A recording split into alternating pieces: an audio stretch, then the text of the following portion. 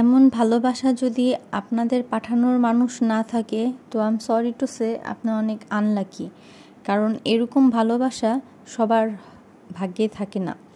আসসালামু আলাইকুম, কেমন আছেন সবাই?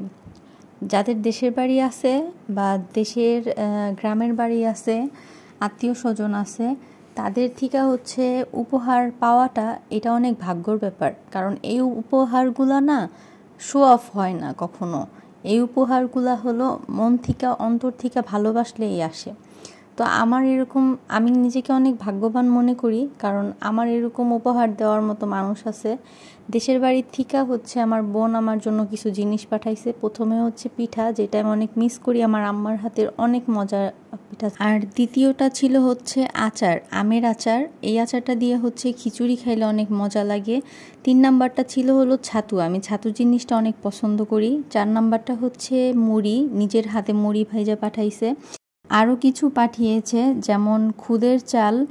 আর আপনারা যারা আমার অনেক আগের ফলোয়ার, এরা জানেন আমি খুদের খিচুড়ি কতটা পছন্দ করি।